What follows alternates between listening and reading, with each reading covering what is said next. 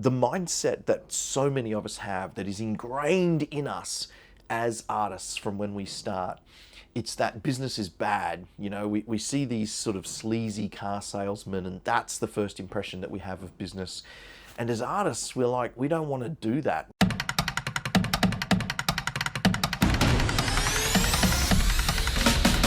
G'day, Paul here. Welcome to Self-Produced. Today I'm recording this episode in my room on the Cunard Queen Mary 2 cruise ship because I'm currently on tour doing Cluedo, the interactive game with Brisbane Immersive Ensemble on the actual cruise ship, which is a lot of fun. It's been amazing. We got to do it last year on the Queen Elizabeth 2, and this year they brought us back on the Queen Mary 2. And fingers crossed, they get us back out on the rest of the fleet over the next couple of years. It's been an amazing opportunity, and I'm so grateful. It's just a wonderful thing to be a part of. So, but I still really wanted to get some episodes out, and so I thought, you know what, I've got a free day today. I'm going to just shoot a couple of episodes and keep this conversation going, because I think it's a really important conversation for us to have. I was chatting with a couple of the actors on the deck last night. We did our first show last night for the ship, and we all went up and just chilled out around the pool with a drink or two and just had a bit of a chat. And it came up that I've got the podcast and the YouTube channel, and it just amazes me every time I talk to an actor about what I'm doing with this podcast and this video podcast, how much they say it is needed. As an artist, they know that there's still so much they want to learn around the whole business side of what we do as artists. And so I'm super encouraged that, pretty much everybody I talk to from an artist perspective is keen on the fact that someone is actually talking about this. And for us in Australia, especially from an Australian perspective, because, we get a lot of content from the States, and there's a lot of crossover, don't get me wrong, and business is business, and there's a lot of very, very good business stuff out there, but to be able to then apply that to an Australian context seems to be lacking, and it's exciting to be a part of something that people are wanting to tap into. So for all of you out there listening and watching, thank you. It's wonderful to be able to find this information and share it with you in the hope and the plan, really. Let's not call it a hope, it's actually a plan. It is to make us better at building the business around the art that we create.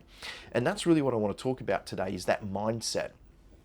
Because the mindset that so many of us have that is ingrained in us as artists from when we start, it's that business is bad. We see these sort of sleazy car salesmen, and that's the first impression that we have of business. And as artists, we're like, we don't want to do that. We don't want to be like that. And yet we need business to make our art sellable. That's a horrible way to phrase it, but if we want to try and scale the income generation, we need to take on some of this understanding of good business and actually apply it to the work that we do. So I am a very big proponent of the fact that business is an art in itself, and we have to devote time to learn that art and that skill and learn how to apply it to our artistic practice. There are a lot of very different artistic practices out there, and I still believe, though, that the fundamentals of business in the basic constructs, if you look through a lot of business teachings, good business teachings, it ultimately all comes from the same place, and the basic systems are the same. And I've found 2 or 3 that I really, really like and that really, really resonate with me, that I think fit what we do as artists. And it's not so much that the system is different. I think the way it's articulated is a little bit more palatable for us. So the first thing I want to say is that we have to shift our mindset. Business is not bad. There are some people in business who are bad. There are some practices in business that are bad, and we don't have to do those. So cast away this thought that doing the business side of your artistic practice is bad. It's not. If you want to build an audience and see longevity and sustainability of that over time and generate an ongoing income from your creative practice, then you will need to adopt some business practices to help you do that. And the way I phrase it often, and I remember when I first joined the Queensland Shakespeare Ensemble back in, I think it was around 2011, as their president of the management committee, and then a year later, I took on the role of business manager as well, for the purpose of trying to generate this communication between the artistic core of the team and the committee that were really there about governance and building the strength around that art. That the way I phrased it was that I don't want to shift the arts, because there's a big fear in a lot of us as artists that if we start to think like a business person or start to apply business practices, that we're actually going to jeopardize the creativity. And it doesn't have to be like that. And the way I phrase it is that what we're doing is we're using the systems of business kind of like a scaffold around our artistic practice to help prop it up and help strengthen it so it can grow and grow and grow. You can't build a tall building without some kind of framework around the structure while it's growing until it's complete, and you can take that structure away. I'm not suggesting that we need to take business practices away, but the point being, it's not there to change your art. It's not there to control the art. You can still do good business with the art that you want to do, which, there's a lot of different stuff out there, and in all honesty, some stuff that I would not do. But the idea being that it doesn't matter how kind of left of center or quirky or different your art practice is, the fundamentals of generating a good business structure are still going to apply to you.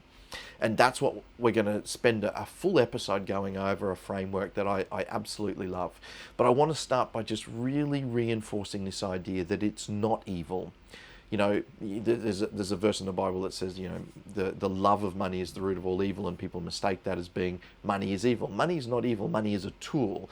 We, as artists, tend to lack that tool and the management of that tool. We're not the best at that. And so we need to learn better practices around that. Not only how to manage it, but how to welcome it into our practice, how to actually generate it and bring it in, and then how to actually control that so we're not losing it all the time.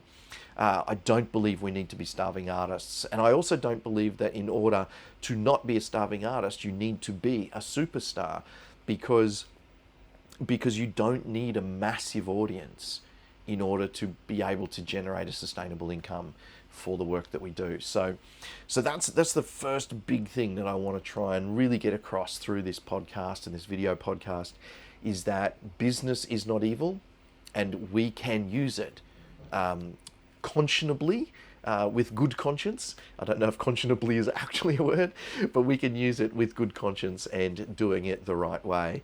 And we have to sell if we want to actually generate an income. And if you actually want to just do your art and you don't want to be someone who sells your art, then this is not for you.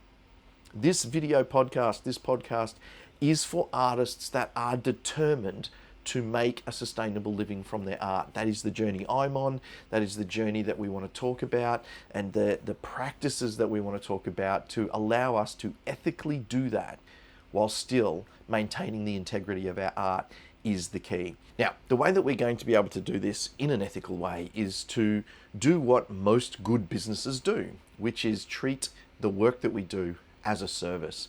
And I know that sounds a little crazy as an artist, because we don't necessarily see it as a service, but we can. And I think we should look for those opportunities, because it's also those opportunities that will help create other doors that open for us to be able to provide our artistic practice to other people. So how do we do that?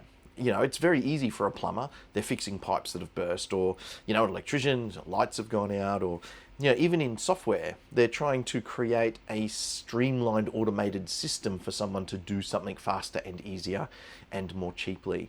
And they get paid for that service. And so I am looking to serve parents of kids in primary school. That's the target market that I've decided to focus on. I could have chosen anything, because I love producing a wide range of things, but I chose to go down that road of picking a single target market and creating work for them after having spent years producing all sorts of stuff.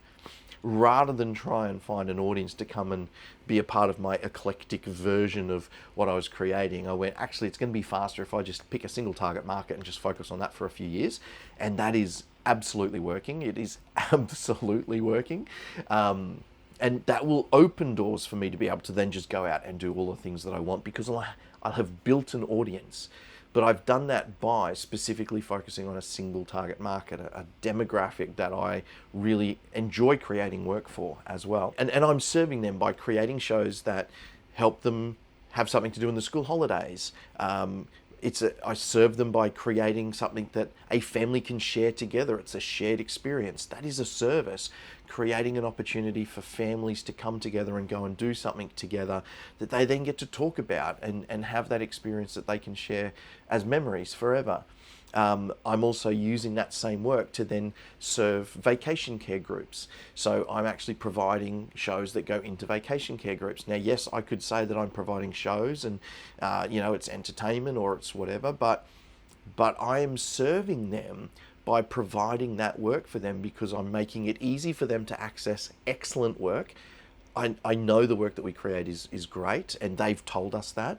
And we've seen the evidence of that through the repeat bookings that we've had. We've got some groups that have already booked all the shows that I have in the catalogue at the moment, and I'm desperate to make the next couple of shows so that we can get ahead of them.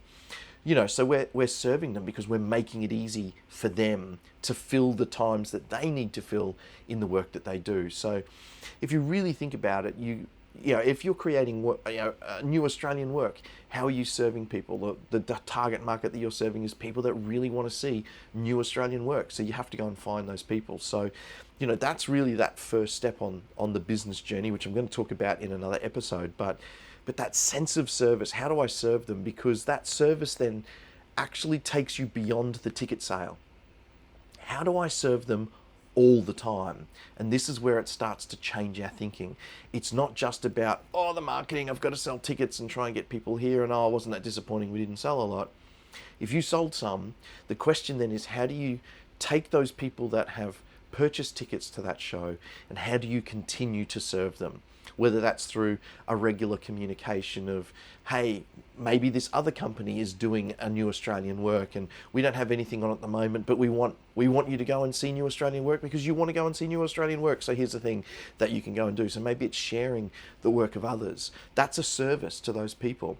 And it takes that time of us having to really dig in and learn about what they want. And so, that's a bit of a journey in itself. And again, there's something we can talk about in a future episode. But they're the two things I really want to talk about today and just leave you with that. So the first thing is change your mindset. Business is not bad. Business is just a bunch of systems and processes that we can apply around our art to help us achieve greater results. That's what it is. It's not dirty. It's not evil. It's just some people are, and they use it the wrong way. And that is in every industry. So it doesn't have to be like that. And start thinking about how your work is actually serving the audience and how can you serve them beyond the show. And that will help you work out ways that you can extend that relationship and get into some sort of things like after sales service. So that's the two thoughts I want to leave you with today. That's it. I'll see you on the next episode. Thanks.